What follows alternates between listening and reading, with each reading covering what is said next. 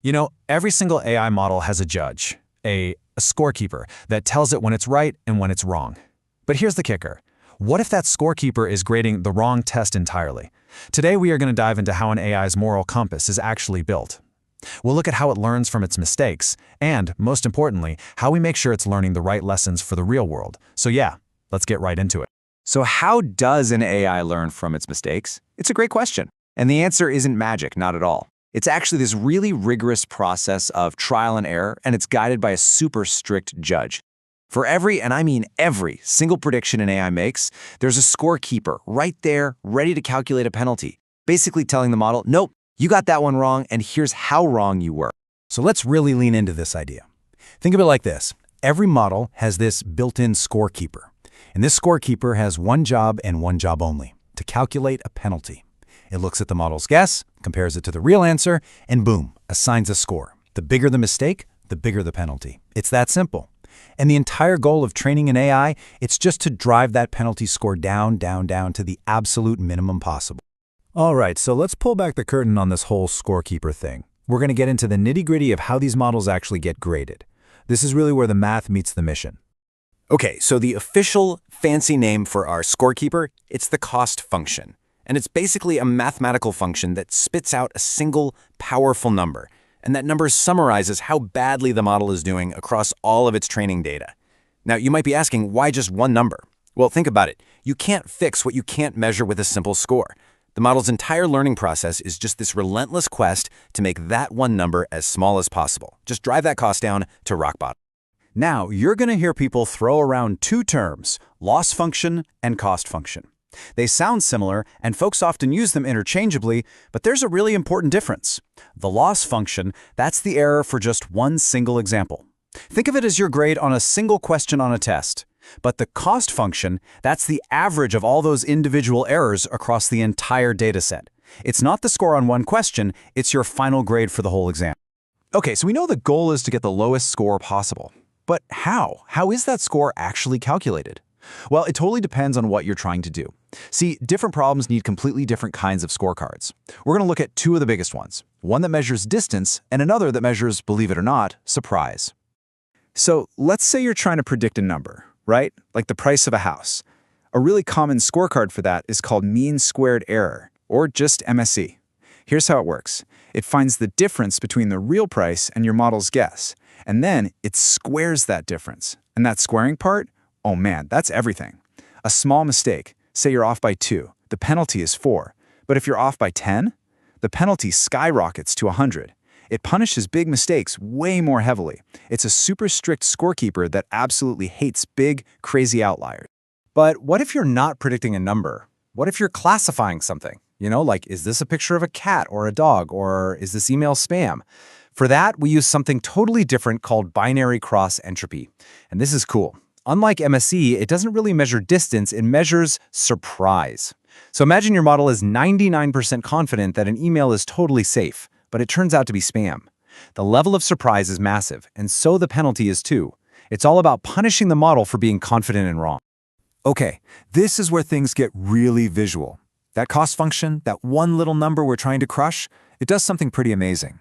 It actually creates a map, a sort of complex, multidimensional terrain. And training an AI, well, that's like being a hiker trying to find the absolute lowest valley in this wild landscape of error. I want you to picture this. Imagine every single possible setting for your model's internal knobs, all its parameters, are laid out as this huge landscape.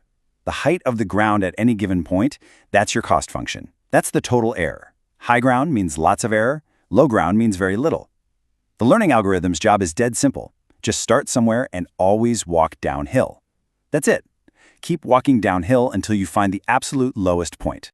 And this is what you want to see. This is the dream scenario. A nice, smooth, bowl-shaped landscape. It's what we call well-behaved. It really doesn't matter where you start on this thing, right? If you just keep walking downhill, you are absolutely guaranteed to end up at the bottom. It's a super easy game for an algorithm to win. But yeah, in the real world, the landscape often looks a lot more like this. It's a total mess. It's chaotic, spiky, and full of all these little dips and valleys, we call them local minima, that look like the bottom, but they aren't the true lowest point. And an algorithm that's just trying to walk downhill, it can get stuck in one of these traps so easily, which means you end up with a model that just doesn't perform very well. So what makes one landscape a smooth bowl and the other a spiky mess? A huge part of it is the actual design of the neural network. It turns out there are these really clever architectural tricks, like something called skip connections. They basically let information take a shortcut, jumping over a few layers to get to a deeper part of the network. And the effect is incredible. It literally smooths out that chaotic landscape. It turns a treacherous mountain range into one of those nice, friendly bowls. And that, right there, is one of the biggest reasons we can train the massive, deep networks we have today. All right, so we did it. We navigated the landscape, we found the lowest point, we got a super low score, we won, right? Well, not so fast. Because the training game, that's just practice. Winning the real game is all about how your model performs on data it has never, ever seen before. And this quote really just hits the nail on the head.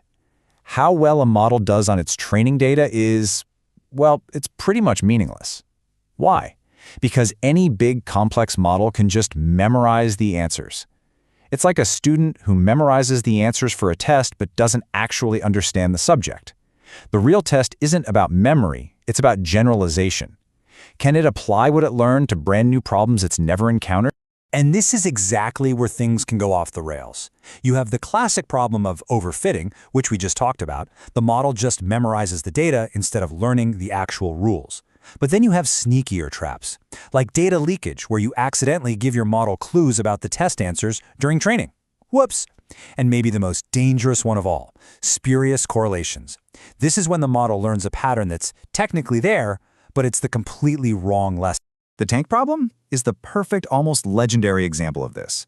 So the story goes, the US military trained an AI to spot tanks in photos, and it worked perfectly in training.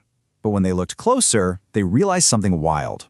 All the pictures that had tanks in them, they were taken on cloudy days, and all the pictures without tanks, taken on sunny days. The AI didn't learn how to see a tank. No, it learned to tell if a picture was cloudy or sunny. It got a perfect score, but was completely useless for its actual job. And this brings us to a crucial point. In the real world, not all mistakes are equal, not even close. Think about a bank using AI to detect fraud. If the model misses a real fraudulent transaction, that's called a false negative, it could cost the bank thousands, even millions of dollars. It's a disaster. But if it flags a perfectly normal transaction as fraud, a false positive, what happens?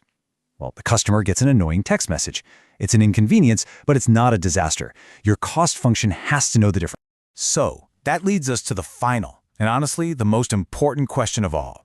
Remember, that cost function is the compass guiding your AI. It tells the model which direction to go. So you have to ask yourself, is that compass just pointing towards some abstract mathematical perfection, or is it pointed directly at your actual business goals, at creating real-world value?